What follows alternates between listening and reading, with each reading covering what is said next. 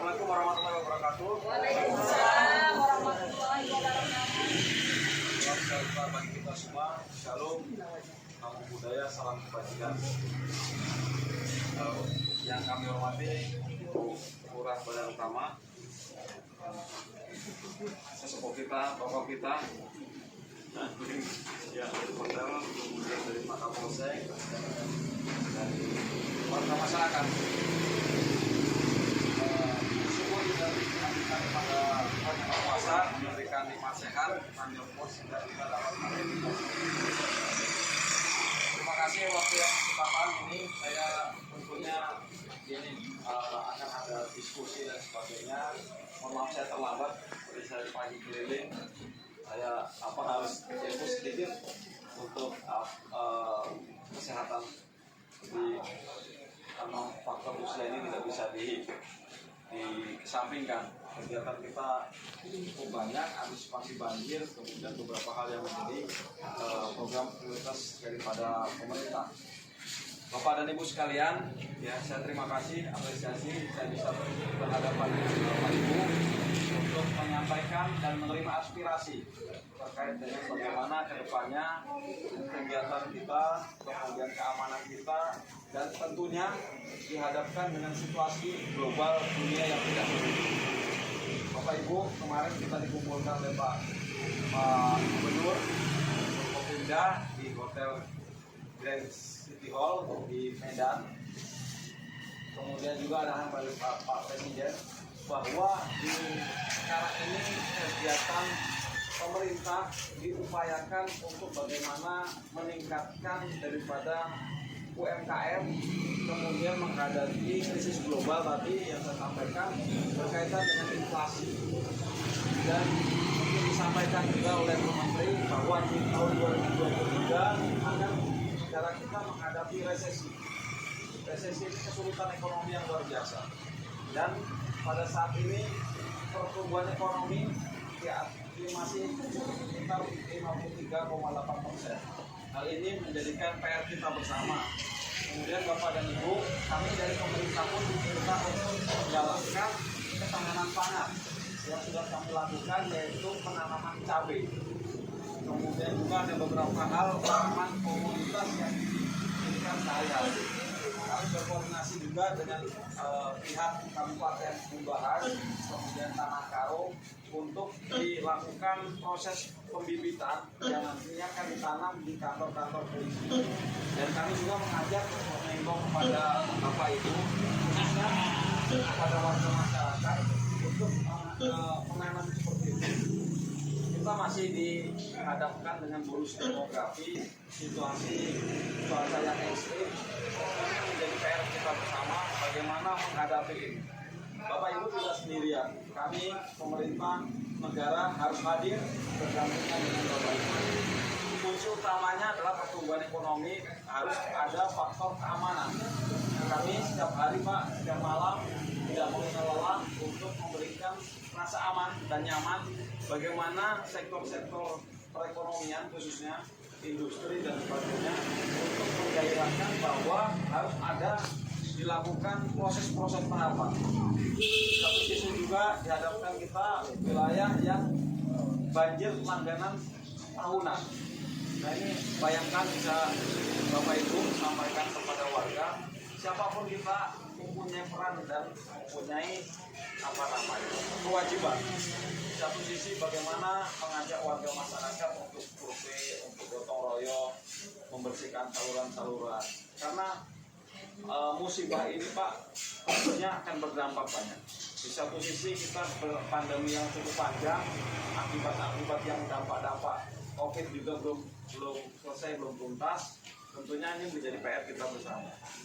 Saatnya kita Pak bergandengan tangan, berangkulan, bersatu, menghadapi hal ini. Gitu. Siapapun kita dihadapkan dengan situasi yang tidak mudah.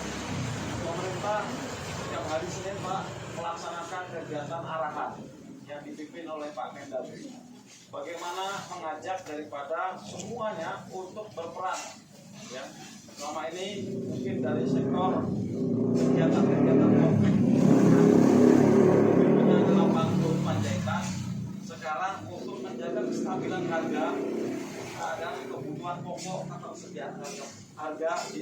pasar dengan adanya harga ekonomi tertinggi HET yang disampaikan oleh Pak Mendagri.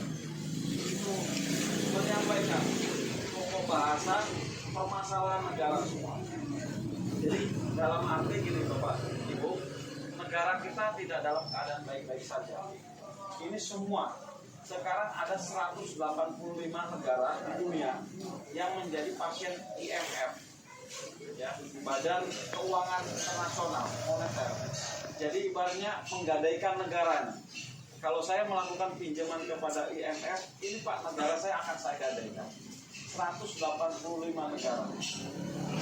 Apakah Indonesia akan ke sana? Ya kita tidak tahu. Kalau tidak ada campur tangan daripada ini.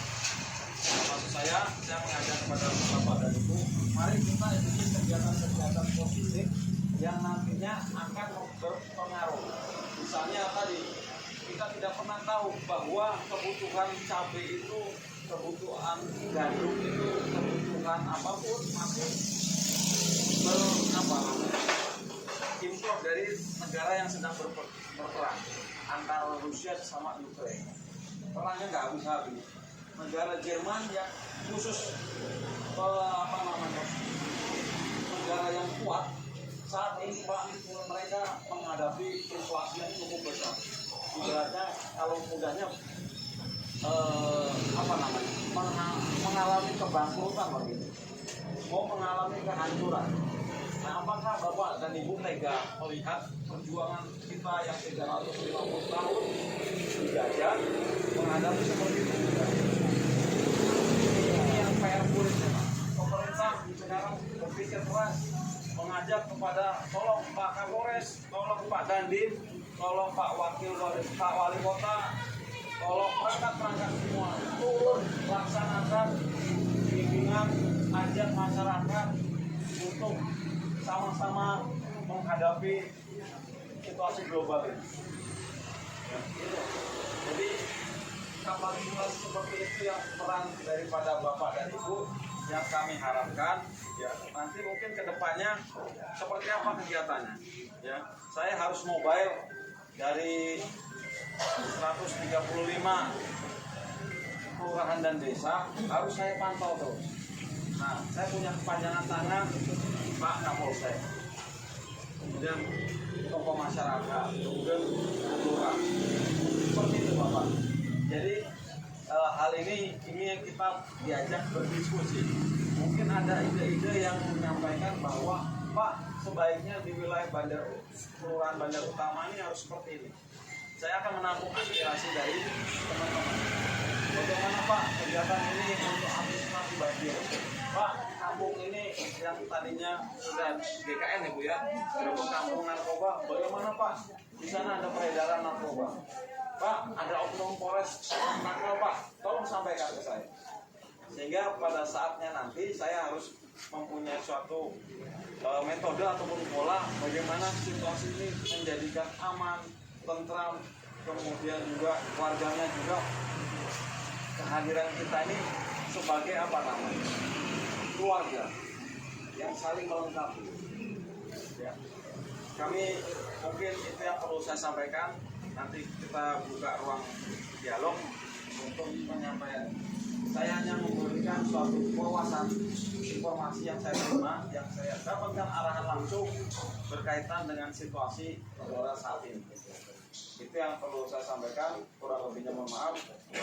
Ya, kami persilakan dari dialog interaktif mengenai situasi dan kondisi Kelurahan Bandar Utama, terutama antara masyarakat kepada Bapak Kapolresta serta jajaran. Waktu dan tempat kami persilakan. Ya, kita dahulukan kepada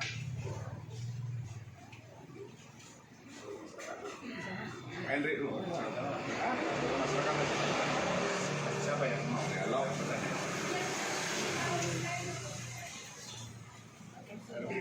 Pak Kepling. Banjir ini sudah sama di rumah pada pagi juga di lapangan ada Padang ini, di lingkungan kami ini, tanggulnya sudah mulai ambrol. Sudah ambrol, Bapak. Jadi kita saksikan di kabupaten ini, air dari hulu sangat besar potensinya masuk lagi dari tanggul yang ada. Jadi coba saja. Itu membuat Penggiat burung. Assalamualaikum warahmatullahi wabarakatuh. Waalaikumsalam. Pesan-pesannya kita bersyukur kepada Allah Subhanahu wa Ta'ala yang mana kami keselamatan berhadir di rumah Bapak.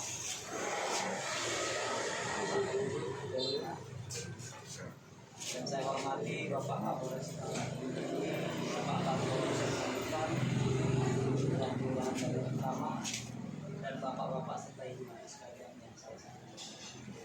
Jadi mungkin saya mewakili dari muda ada juga hanya bapak saya memiliki masalah keamanan lingkungan kita. Jadi konteks kedua yang pertama ini terluas di titik ini. Kita mungkin kalau bisa jadi 2 lingkungan kalau salah ya. 2 kelurahan. Nah, 2 kelurahan. Jadi di sini Pak, kita juga supaya Kapolres Tinggi bilang supaya bisa diadakan jaga malam. Jadi kita kan mungkin orang-orang luar banyak masuk ke sini yang tidak tahu karena banyak kali lubang-lubang masuk ke dalam.